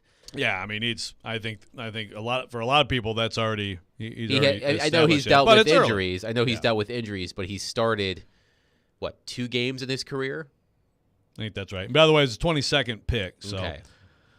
I mean, it's an interesting story. It's at this point. I mean, it's he's trying to hang on this league is how I look at it. I mean, because obviously when you add a Murphy Bunting, along with expecting McCreary to be back, along with knowing that you have Fulton and McCreary, I mean, like that's your top 4. So at this point, Caleb Farley is hoping to be the 5th cornerback. I mean, that's what it is. If all those guys are healthy, and again, I think Elijah Molden is actually really important and interesting today. I would assume he'd be all good to go. But assuming that's the case, I mean, you're talking about Caleb Farley. Can you be the 5th cornerback, on this team? And like you said, you're talking about a first-round pick from 2 years ago. That's just the reality of it. Yeah, and as you said, there is a reason why there are multiple reasons why John Robinson is no longer GM of the Tennessee Titans, and the decision to draft Caleb Farley, I'm sure, factored into ownership's decision to let him go in the middle of last season. Right. There's a string of mistakes. That's a big one. I mean, so if Farley were to flame out, that's 2 first-round pick busts in the span of how many years when you include Isaiah Wilson in that team? Well, it's back-to-back. Yeah. Is what it is. So, right.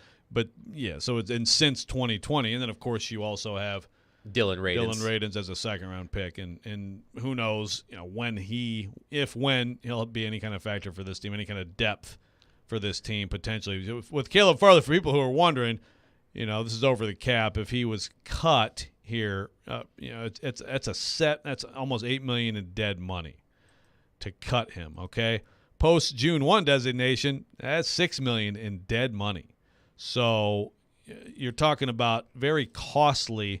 Now you say, I mean, you would, because of the savings, like if you cut him, pre June 1, the savings, you would only lose, a little more than $4 million because you do have a cap number of 3.6.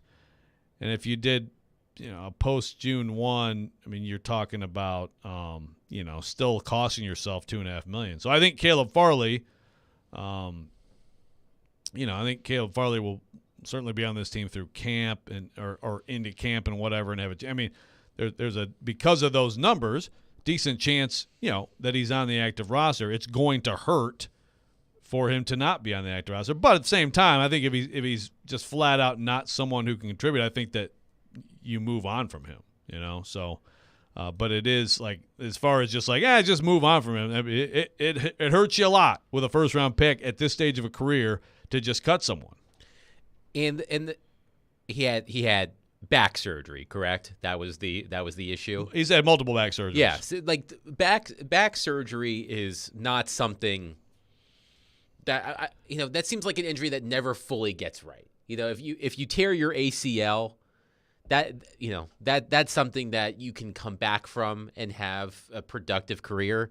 a back injury doesn't seem like it seems like something that's going to linger no matter how many times you have surgery. Right. And some people made that point when he was drafted. Like, when do you ever hear of someone say, I used to have real serious back issues, but I don't anymore? I mean, you don't hear it, which, again, is why some teams completely stayed away from him.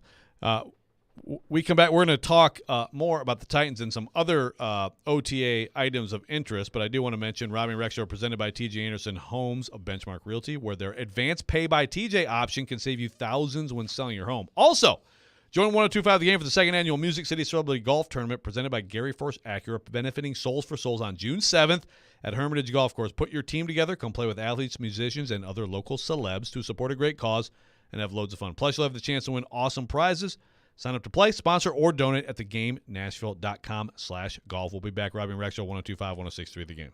The offseason is in full swing, but there's no slowing down ESPN's Teron Davenport. The flow of information. He talks the talk. Spears gives you that guy that can still hit the home run. And walks the walk. As a run blocker, he's going to murder a linebacker at the second level. On everything Titans, TD is on Mondays at 1, Thursdays at 3, Friday mornings at 8, and anytime on the Talkin' with TD podcast. TD is on 102.5 and 106.3 The Game and the Game Nashville app. Baseball fans, your home for the best baseball action is 102.5 The Game and 94.9 The Fan with the ESPN Game of the Week and the Nashville Sounds. It's all brought to you by Superbook Sports, the #1 sports book in Vegas. Download the Superbook app today.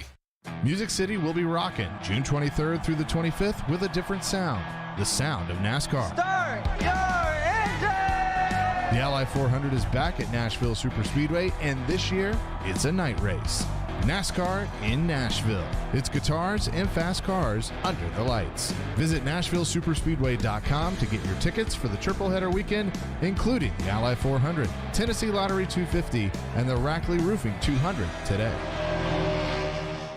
Calling all Nashville Sounds baseball fans. You know the 312 Pizza Company in Germantown is the best place to be before or after a Sounds game, but this season, it gets even better. Stop by 312 Pizza Company before or after any Nashville Sounds home game with your day of ticket and get a free old style beer. That's right, you get a free old style beer from 312 Pizza just for watching Sounds baseball. Only redeemable with purchase. See you at 312 Pizza Company all baseball season long. 312 Pizza Company, a proud sponsor of your Nashville Sounds. This is Evan Bass for the Tennessee Men's Clinic. For most of us, sex is a big part of our relationship. So when something like erectile dysfunction starts affecting intimacy, it can be a real problem. But what you may not know is that ED doesn't just affect you, it can be tough on your partner as well. Plus, if you have ED, you know how it can make you feel. The truth is, we see a lot of guys who have depression, frustration, and even relationship issues because of ED.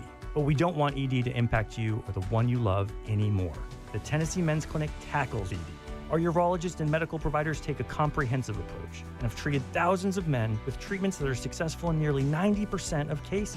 Even if your hormones are off, or if pills, wave therapy, or other treatments have left you hanging, the Tennessee Men's Clinic will work hard to help you get your sex life back, perhaps performing like you haven't in a long time. So call us. Your first appointment includes blood work and a medical consult. Call 615-208-9090 or go to TennesseeMen'sClinic.com. We have 2 offices in Midtown and Franklin. Visit our website to learn more, including side effects. Treatments extra, results vary. Now through Memorial Day, get fantastic deals at Electronic Express. Get an LG 75-inch 4K TV for just $699, or a Frigidaire 4-piece kitchen package for $21.99. Electronic Express has huge savings in every department: computers, appliances, 4K TVs, smart home, furniture and mattresses, and more. Don't miss out on an Acer gaming monitor for just $129, or an HP 14-inch laptop for only $199. Get up to 3 years free financing throughout the entire store. Electronic Express. We make it happen. They talk sports. The Predators get the 2 points, which is obviously what they needed. They're not making big moves that are jaw-dropping signings in free agency. They talk life. Well, I almost just fell down the stairs, so there's that. My backpack was so heavy, the seatbelt alarm was going off the entire trip. But most of all, they have a good time. Here or there. Yeah. Chase and Michelle, weekday mornings at 9 on 102.5 and 106.3 The Game and the Game Nashville app. Hey, it's ESPN NFL analyst Tim Hasselbeck on Nashville's best sports talk, ESPN 102.5 The Game.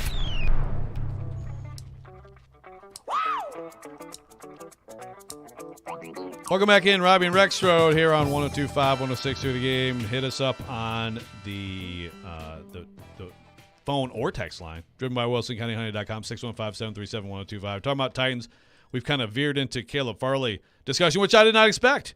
But Ben Arthur brought it up, and it's interesting. So you're apparently Jared is blowing you up. He's afraid to text me. So first of all, go ahead and just read what Jared wrote you. All right, I'm going to have without the swear words. Yes, I'm going to have to make this PG here. Joe is lying about Farley in camp. He sucked the entire time. Literally got burned every single day in camp. Vrabel once made the excuse that he was bad. Farley, that is, versus Tampa Bay in the scrimmage because he was so excited he was awake the night before. This is where, like, I really wonder with Jared. I'm serious. Like, I really wonder about his processing abilities. We need him to take the S2. I was going to say, we need to take him the S2. Yeah, it's a ridiculous, absolute falsehood from Jared. Just stupid. And I know it was a while ago, but it's simply wrong what he said. That's not true. He was with the ones at corner, and he had a lot of good days in camp. Early in camp, I think the first day, I think he was the story of the day. He was very good. He was physical. He was providing sticky coverage, press coverage. He showed some good things. In fact, it's funny he brings up the Bucs thing because the second day he had a very good day against the Tampa Bay Bucs last year. He responded, and Vrabel talked about that. Yes, he got torched on the first day. So I mean, it's just. I mean, Jared wants it because Jared can't handle nuance, right? I mean, it can't possibly. It's just he sucked the whole time. I mean, that's Jared's brain has to work that way. And also, Jared earlier texted you about the Bulls, about how Scottie Pippen. Yeah, guess what, dude? Scottie Pippen had a migraine in Game 7, and they lost by 30. So maybe they only lose by 12. They were absolutely not beating the Pistons that year. They were not winning the championship. The Pistons ripped through everybody else. Stop it. Okay, we've already got a response. Talk about things you know about. You could, Jared, you could text this to Joe. I know I'm sitting right next to him. He says, Burks was the story of the day on day one. He was with the ones because he was a first-round pick. Okay, Jared. Sounds like a good topic for Jared versus Joe tomorrow. Yeah. Well, I mean, last week, Jared's great take that Treylon Burks is more dynamic than A.J. Brown did not cost him Jared versus Joe. So you try to figure that out. All right, Aaron on the text line says, what I don't understand is the Titans win the division one year, the Colts are the favorite the next year. Titans win the division again, Colts are the favorite again the next year. Jags win the division one time in how many years, and they're the favorite the next year. Titans get no respect.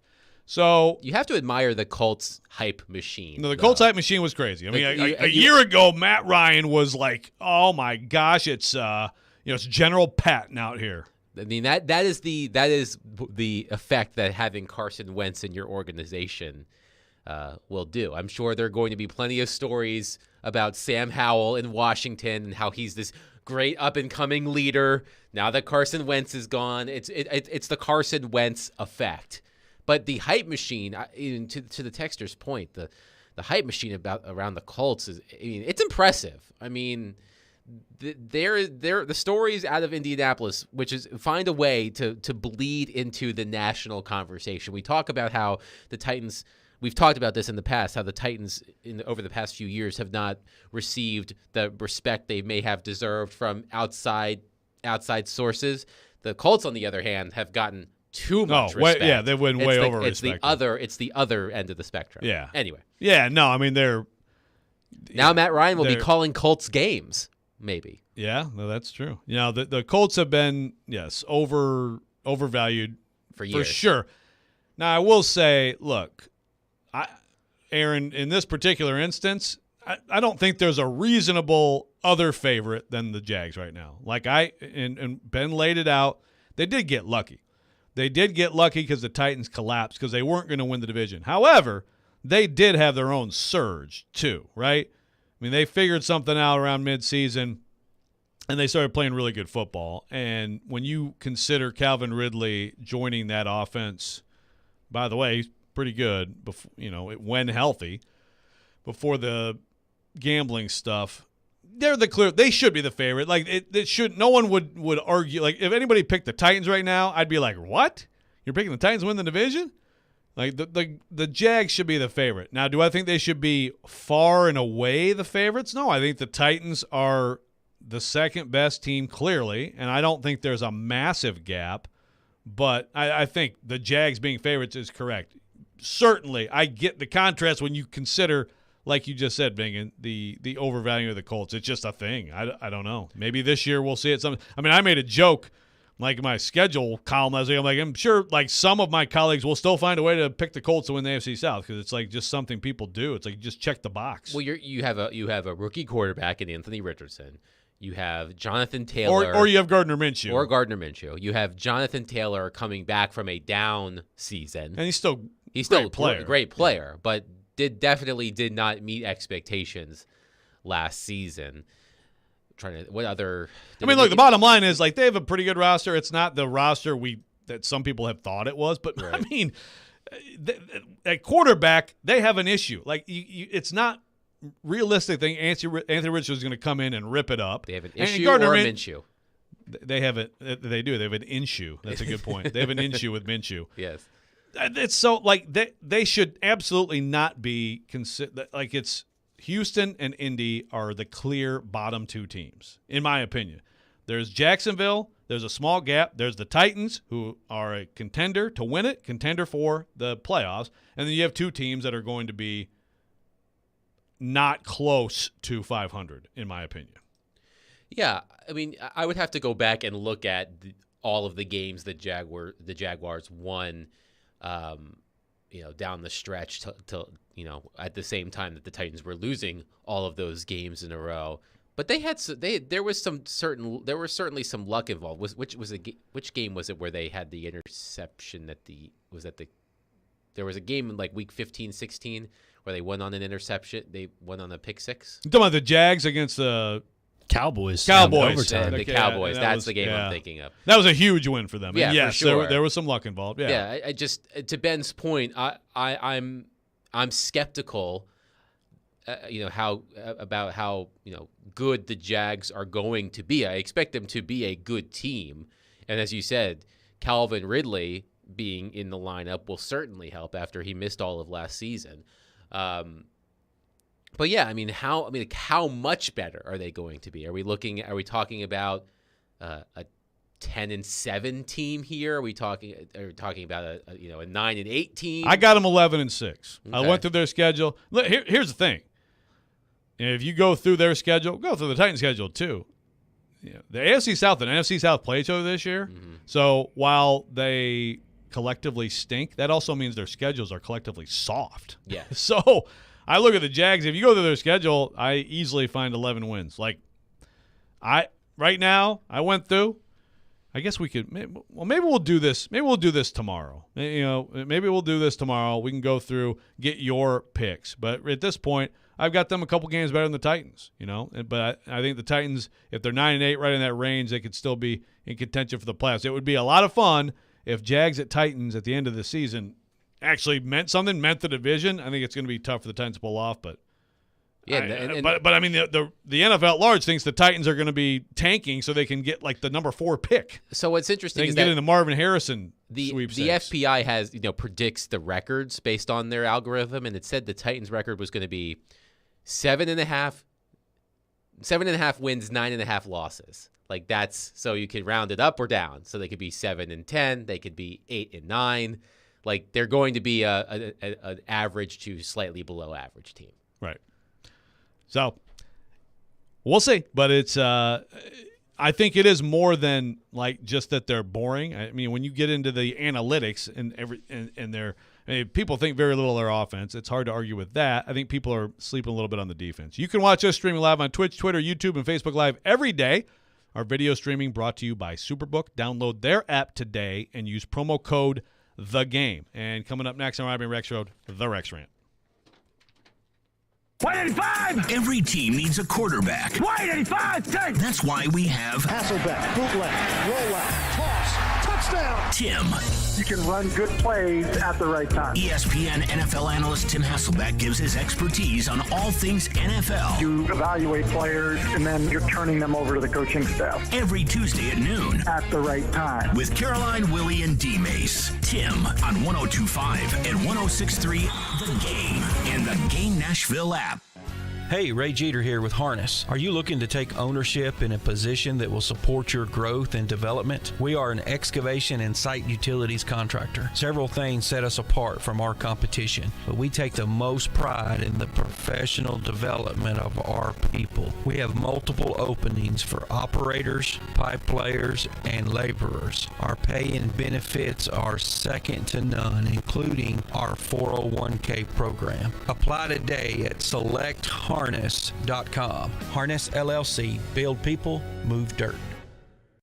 Looking for an engagement ring that'll really knock her socks off? You need to be at Genesis Diamonds. It's such a privilege at Genesis Diamonds for us to work with the world's finest designers, to be able to offer brands like Tacori and Verragio, and we're excited to be able to give you something nobody else can. Genesis Vice President David Cooper. The craftsmanship, the detail, the quality, the individuality is bar none better than anything else. Genesis has been selected as an exclusive provider for every top designer from New York and California, with over 4,000 rings to choose from. And if that's not enough, they can create something that's truly one of a kind. We can custom craft you literally anything you can imagine. We have the capabilities to realize any dream you have. Things that other stores may call new, we've been doing for 3, 4, and even 5 years already. So don't settle for a ring with a stale design or with inferior craftsmanship. Let Genesis help you get the look, the quality, and the value you deserve. Genesis Diamonds, Green Hills and Cool Springs, voted year after year best jewelry store in Nashville.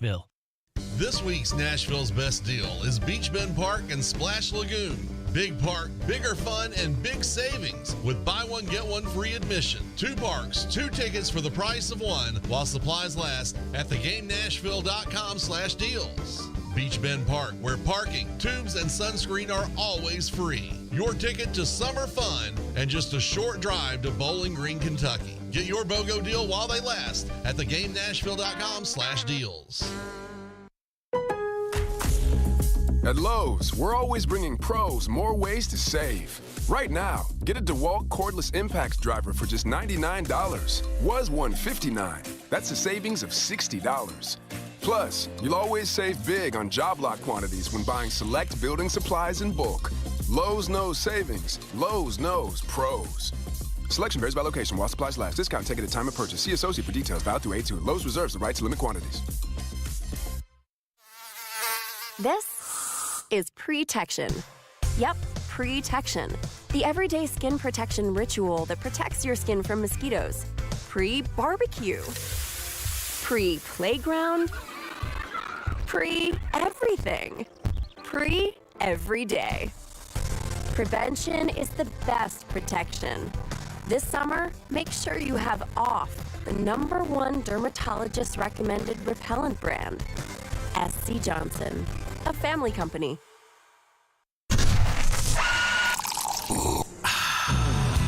You're locked into Robby and Rexrode. Every morning, first thing. Presented by TJ Anderson Homes of Benchmark Realty on 102.5 and 106.3 The Game and the Game Nashville app.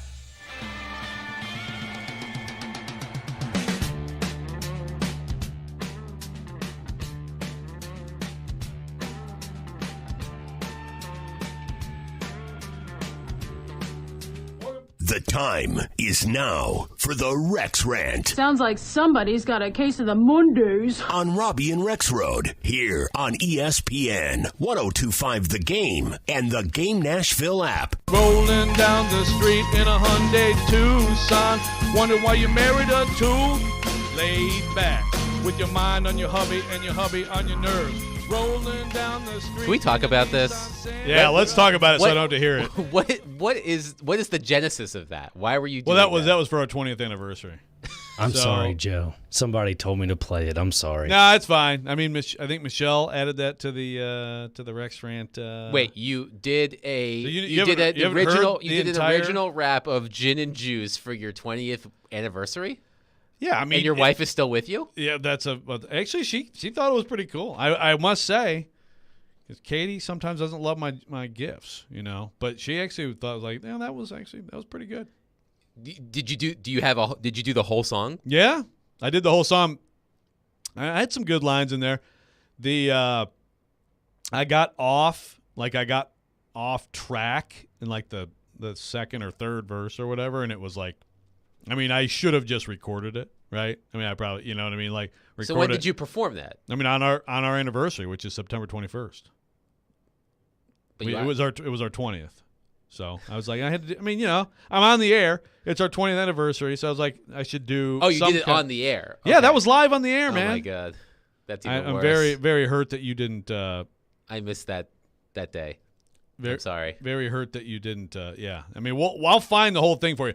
I could not probably listen to it again. Like even though that little segment, that little snippet is. I mean, talk about cringe. I mean, we need a new word for cringe. But hey, man, I tried. Okay, I gave it a shot. And again, I mean, you know, I had a few. I had some bars. I had some bars in there, you know. But man, I'll see if I can do better next time. So, is Adam in Portland still on the phone? Is he hanging? No, he. Okay, I was gonna say he hung up. Because if so, I would expedite this. So here's the thing. Today, I want to rant. I want to rant about the Thursday night flexing because, again, everything that the league does is contrary to any sort of discussion of player safety, right? Anything like that. But the thing is, when it comes to this or to a lot of the things that we talk about when it comes to player safety, you know, again, this is why there's a collective bargaining agreement and the players. I mean, ultimately, the choice is usually made, okay, this means this much extra in revenue. Okay. I mean, the NFLPA does come to the table when they have collective bargaining. I know this is, this is a trial basis thing that the owners approved Monday. Okay, first day of spring meetings, but that aspect of it, I can't fake outrage on it. Now, I will say, from a fan perspective, I think this stinks. How many fans travel? And for those who don't know, I guess I should probably say, you know, weeks 13 through 17, the Thursday night game, you can flip a Sunday into a Thursday. You can move the originally scheduled Thursday game to Sunday. So from the NFL viewer perspective, I certainly like this because it means that if you have some crappy Thursday night game, and let's see. Here are the Thursday night games 13 through 17. Seahawks at Cowboys, you'd think that'd be good. Yeah. Week 14, Patriots at Steelers. I don't know. Yeah, that's iffy. That's 15, iffy. Chargers at Raiders. Could be. Week 16, and I'm sorry, but let me call this one out. Saints at Rams. Ugh. That might be a stinker bowl, okay? Yes. And then Week 17, Jets, Browns. I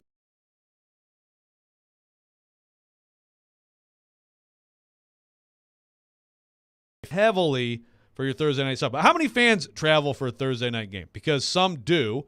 And so you're giving, I understand it's 28 days notice, so it's not like it's 10 days. You know, college football, for example, essentially you have a 12-day window, right, when you're going to find out game time. Sometimes you have an exception and it's 6 days. The league, the leagues and TV partners do that, I think, once a year, at least once a year, maybe twice, but at least once.